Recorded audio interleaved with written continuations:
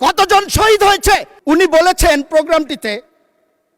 আমি পত্রিকার রিপোর্ট দেখে বলছি, আমি দেখাতে পারবো। 14 এপ্রিল 2026 1400 শহীদের মধ্যে 1200 শহীদের বাসায় যাওয়ার সৌভাগ্য আমার হয়েছে।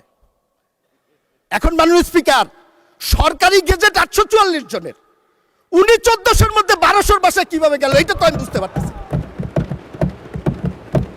এখন আমরা সংখ্যাটা জানতে চাই। উনি যদি যেয়ে থাকেন কোনো আপত্তি নেই, আলহামদুলিল্লাহ, কিন্তু আমরা প্রকৃত সংখ্যাটা জানতে চাই। আজকে জুলাই আন্দোলন হয়েছে 1 বছর 2 বছর হয় নাই।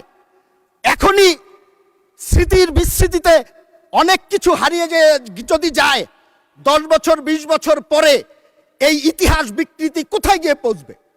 মুক্তিযুদ্ধকে নিয়ে যে ধরনের একটি ব্যবসা, এই মুক্তিযুদ্ধের চেতনা নিয়ে যে ব্যবসা আমরা দেখেছি গত 54 বছর, আমরা চাই না এই প্রজন্মের যারা আছি এই জুলাইকে কেন্দ্র করে নতুন করে ব্যবসা শুরু হবে। এই ব্যবসা বন্ধ করার জন্য প্রকৃত ইতিহাস, কতজন শহীদ হয়েছে, তাদের রাজনৈতিক পরিচয় কি আমরা জানতে চাই। আমরা তো রাজনৈতিক পরিচয়ের কথা বলেছি, এবং উনি আরেকটি কথা বলেছেন, আমার মাননীয় বিরোধী দলীয় নেতা, শহীদরা সবাই শিক্ষিত ছাত্র বা রাজনীতিবিদ নয়, তারা খেটে খাওয়া মানুষ, সাধারণ মানুষ। ভালো কথা, কিন্তু এই শহীদদের একটি বড় অংশ আমরা সবার অবদানকে স্বীকার করি, কিন্তু এই শহীদদের বড় অংশ তো রাজনীতিবিদদের আহ্বানে এখানে শরিক হয়েছেন।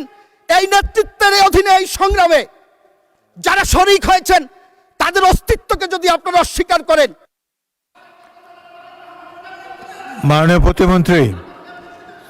মাননীয় প্রতিমন্ত্রী 2 মিনিটে শেষ করেন এবার, ফাইনালি ক্লোজ। থ্যাংক ইউ মাননীয় স্পিকার।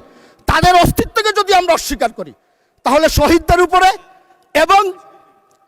উপরে এবং যারা আহত হয়েছেন তাদের উপরে আমার মনে হয় একটু অবিচার হয়ে যাবে।